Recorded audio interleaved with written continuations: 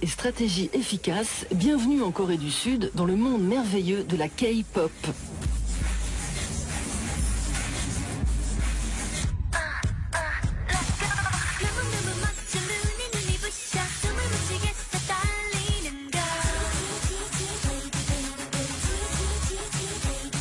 Tout un continent les adule, les Girls' Generation sont le produit d'exportation numéro 1 de la musique sud-coréenne.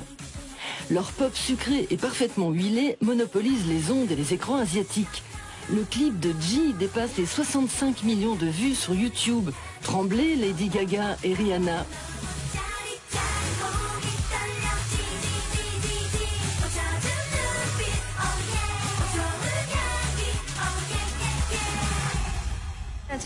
Nos fans ont dû patienter, mais on a travaillé dur.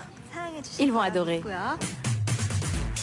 Des bataillons de groupes coréens prennent d'assaut les charts japonais, indiens ou chinois. Le phénomène K-pop pour Korean Pop est en marche et engloutit tout sur son passage. On appelle ça la Hallyu, la vague culturelle qui inonde le continent asiatique de musique, de séries télé et de mode sud-coréenne.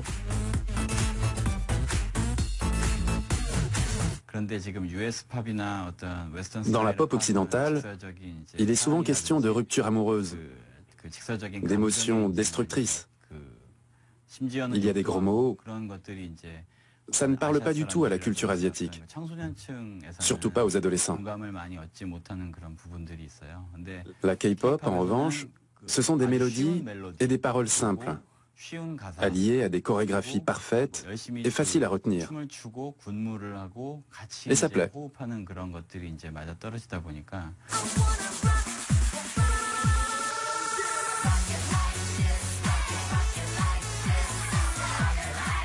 Une star de la K-pop, ça se fabrique à l'aide d'un coaching patient et implacable. Les filles du groupe Sistar sont un modèle du genre. Mimique, mouvement, sourire, pas un seul faux pas. Une mécanique de précision.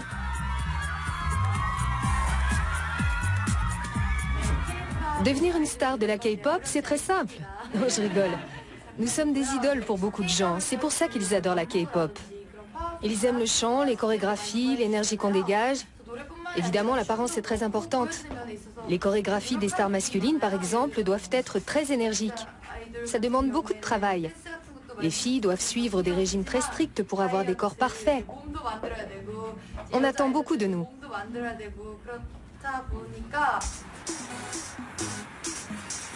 Trois grandes maisons de production se partagent le juteux marché de la formation des stars. Chez JYP Entertainment, on entre à 14 ans pour en ressortir célèbre à 20.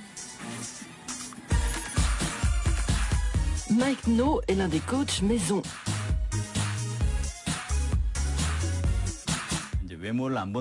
L'apparence joue un rôle, mais le comportement est encore plus important. Il faut parfaitement maîtriser les bonnes manières de la culture asiatique, les règles de courtoisie et bien sûr les langues étrangères.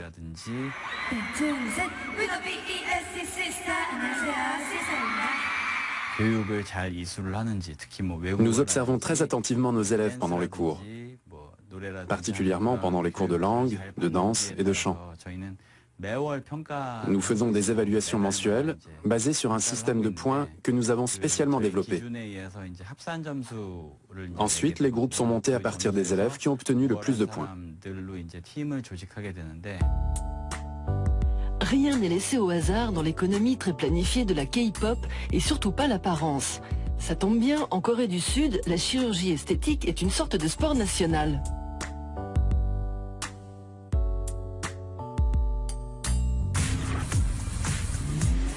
Un bon produit est un produit qui s'exporte. Pour ça, rien de mieux que de maîtriser la langue du pays ciblé. Les garçons de 2PM en savent quelque chose. Avant leur tournée au Japon, il y a eu une année de cours de japonais avec test à la clé. Et la maîtrise de l'anglais va quasiment de soi.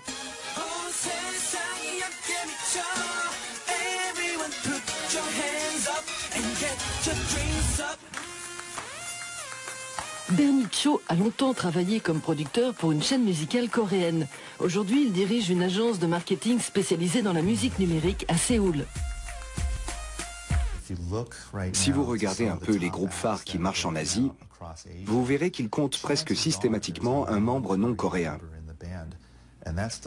C'est un choix délibéré et je trouve ça brillant. Les artistes viennent en Corée spécialement pour ça. Dans un sens, la K-pop est devenue la prépa de la pop asiatique.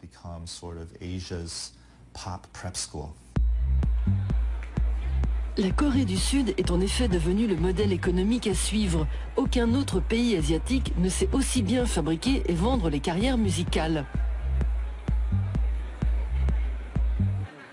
C'est que le secteur a su très tôt prendre le virage numérique. Les Coréens sont scotchés à la toile. 97% des foyers disposent d'une connexion Internet. Près de 90% de la population utilise un smartphone. Record mondial.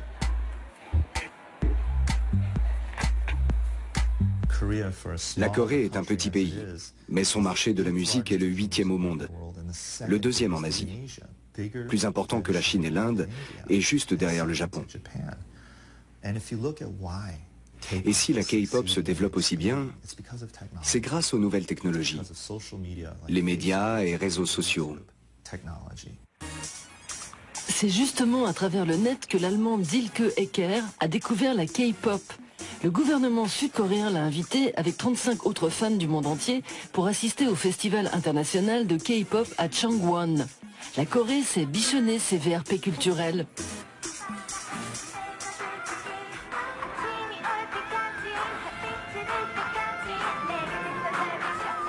Maquillés et lookés comme leurs idoles, les fans européens et américains sont même invités à monter sur scène. Retour sur investissement garanti.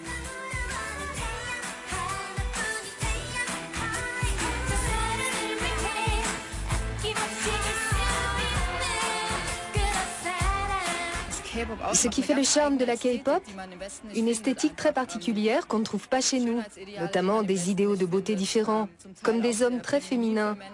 En Occident, on trouverait ça ridicule, mais en Corée, ils ont la cote.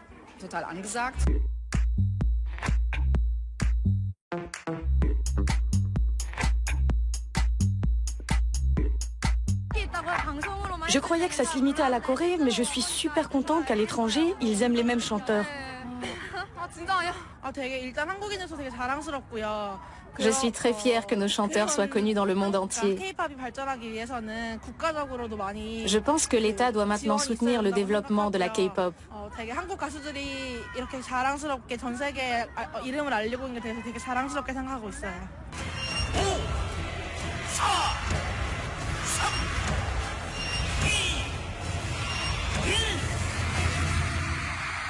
Message reçu. Les stars de la K-pop sont des icônes nationales et depuis quelques mois, le ministère de la Culture a ouvert un département dédié à la culture pop.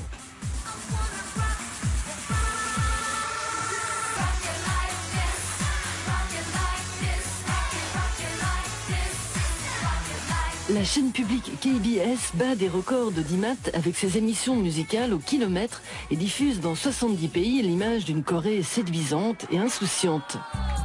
La K-pop ou le soft power à la sauce coréenne. Forcément, le ministre de la Culture est son premier fan.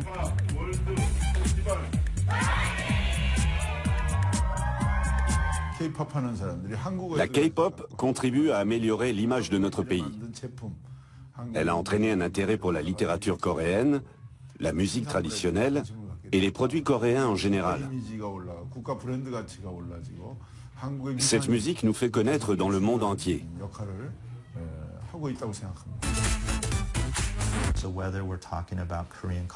Voitures coréennes, produits électroniques, cuisine coréenne ou alcool.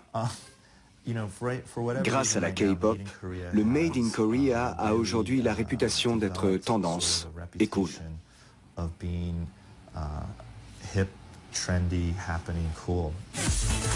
Même les frères communistes du Nord en profitent. Des trafiquants chinois racontent que CD et DVD se vendent comme des petits pains en Corée du Nord.